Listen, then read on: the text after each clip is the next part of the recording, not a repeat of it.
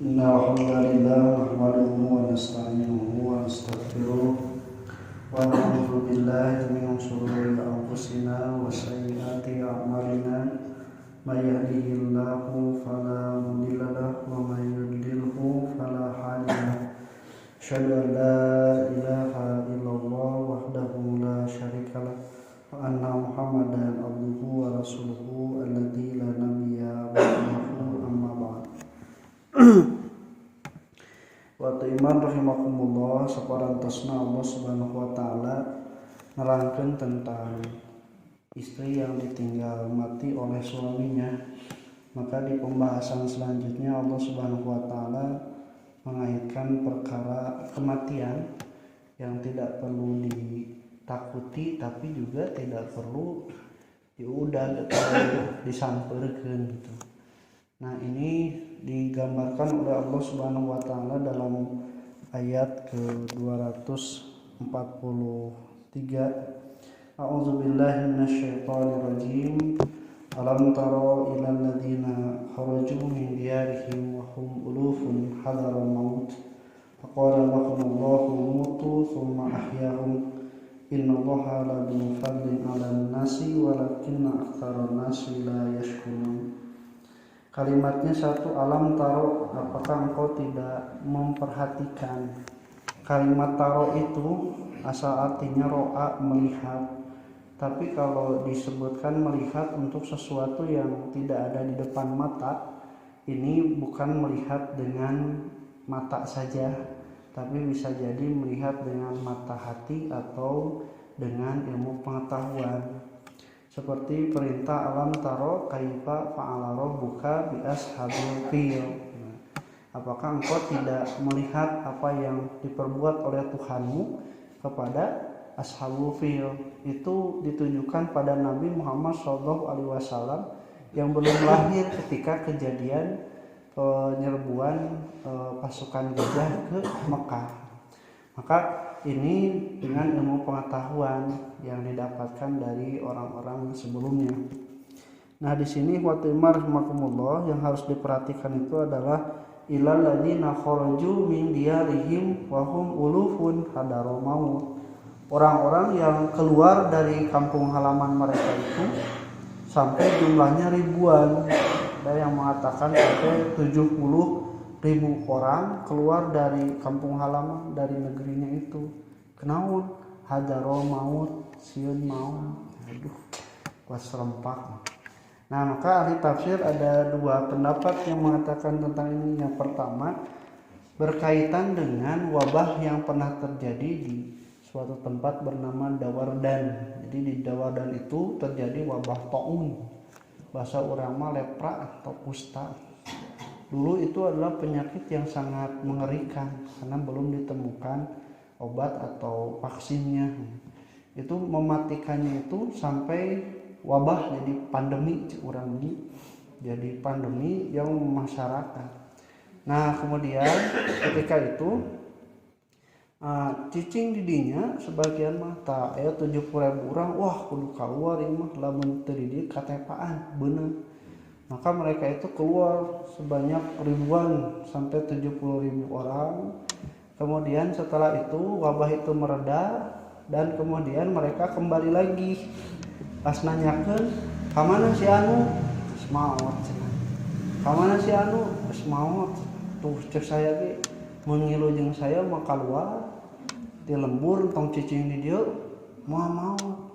Padahal eta teh nyarita kanu hirup keneh. Cicing di lembur. Tapi kan tak asa aya kebanggaan. Tuh gara-gara saya mah keluar ti lembur, salamet teu maot. Kitu teh ku Allah Subhanahu wa taala mutu langsung dimaotkeun. Dimaotkeun ku Allah Subhanahu wa taala secara serempak. Di kalimatnya bukan mengatakan kalimat payamutu, bukan, tapi mutu. Kalimatnya itu perintah dengan spontan dan serentak. Jadi berkelimpangan langsung maut harita keneh dengan spontan Allah Subhanahu wa taala. Nah, ini menandakan bagi kita, jadi mati itu bukan karena wabah, tapi Allah Subhanahu wa taala yang menentukan. Makanya kalau misalnya kita keluar dan juga belum meninggal sudah ketentuan Allah, sebagaimana kalau kita tidak keluar juga meninggal itu juga ketentuan Allah. Jadi mending keluar mending cicing. Mun aya wabah. Mending keluar mending cicing. Nah, jadi bade keluar bade cicing nu penting mah aya dina karidhoan Allah. Dina parentah atawa jeung tuntunan Nabi. Sabab lamun aya dina parentah jeung tuntunan Nabi mah maot dina kaayaan karidhoan. Oge hirup oge masih kene aya dina karidhoan. Cobi lamun misalna teu aya dina tuntunan Nabi jeung parentah Allah maot dina kaayaan maksiat ka Allah, hirup oge nya hirup kene aya dalam keadaan maksiat di jalan Allah. Nah, maka ikhwatu iman rahimakumullah, kata Rasulullah SAW, idza qadamu bi ardi qaumin, kalau kalian datang kemudian dalam suatu kaum itu sedang terjadi wabah, maka jangan mendatangi. Geus apa di dinya aya wabah tong didatangna. Tapi lamun anjeun geus aya di dinya tong kaluar. Tah kitu tuntunanna teh. Jadi kalau misalnya kita diam di tempat dan kita sudah terkena wabah, nah itu walaupun meninggal dunia ada dalam keridhaan Allah. Sebagaimana kalau orang keluar karena menyangka dengan keluarnya itu akan menghindarkan dia dari kematian, Allah Subhanahu wa taala dibuktikan ini meninggal dunia sampai ribuan. Nah, yang kedua, ikhwati iman rahimakumullah, ahli tafsir mengatakan ini tentang kaum dari kalangan Bani Israel. Bani Israel di zaman Nabi Hezekiel, bahasa aya nama sebut Hezekiel. Terus otak sok ayanya dina orang Nasrani Hezekiel. Nah, itu ketika itu nabi dan raja mereka, karena dulu itu di Bani Israel aya dua, aya nabi, aya raja. Nah, tapi zaman Nabi Daud jeung Nabi Sulaiman nya nabi nya raja. Nah, dulu mah beda teh aya nabina aya raja. Siga zaman Tolut jadi raja, kemudian ada juga nabinya. Nah, ikhwatul rahimakumullah, ku nabinya itu diperintahkan atas dasar perintah Allah untuk berperang. Berperang. Nu kabayang lamun perang teh lamun henteu cilaka, luka, maut. Maka orang-orang ini sampai ribuan menolak untuk berperang di jalan Allah sabab sieun maut. Kemudian mereka itu keluar dari kampung halamannya itu ribuan, kemudian kembali lagi dan bertanya lagi siapa orang-orang ini, kemana mereka yang ikut berperang itu telah mati syahid dalam meninggal dunia. Tuh cek saya ge tong ngilu perang, mun ngilu perang mah cenah maut, saya teu ngilu perang hirup kene. Maka Allah mematikan mereka itu selama 8 hari. Di 8 poe dimautkeun, kemudian dibangkitkan lagi itu juga atas doa nabi mereka Hezekiel, dan mereka itu bangkit kembali dari kematian. Kemudian mereka diberikan waktu hidup oleh Allah Subhanahu wa taala al-dahra selama satu tahun.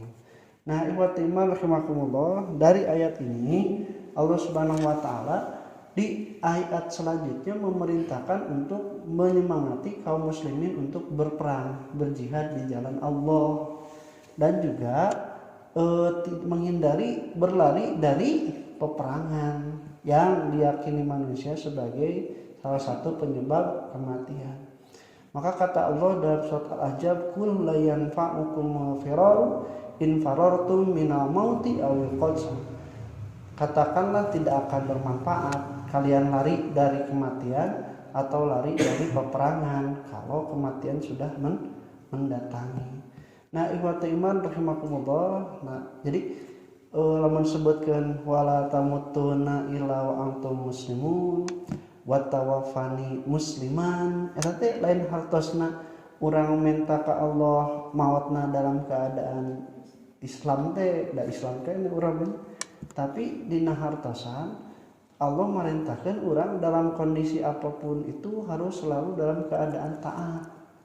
Sebab orang teu apal maot teh ngadatangan urang dina kondisi keur kumaha jeung ulah kataji sanajan saeutik wae oge rek nyobaan kana maksiat bisi puluhan tahun ibadah terus rek nyobaan maksiat teh maot teh keur maksiat kan aya gini cerita adi lanjut nama tukang mabok adi nama tukang ibadah geus puluhan tahun eceuk anu osok mabok teh namanya cenah mabok wae cenah urang geus era ka Allah hayang salat sekali mah salat we cek anu salat wae teh salat wae atuh cing mabok sekali mah moal naon leuwih gede pahalana maka sabanding senanja jeung mabokan ukur saragot mah nya cobaan anu sok salat mabok bae anu asal mabok salat bae.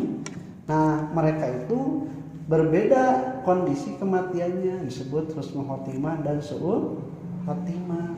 Maka ikhwatimah rahimakumullah perintah untuk mati dalam keadaan muslim itu adalah manusia supaya berjaga dalam kondisi apapun juga karena dia tidak tahu kapan meninggal dunia.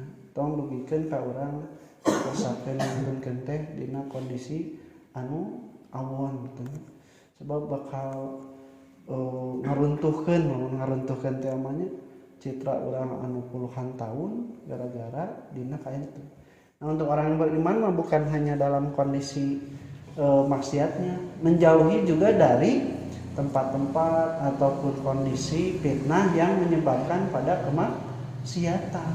Istilah namanya lamun ngiuhan oge entong ngiuhanana dihareupeun diskotik.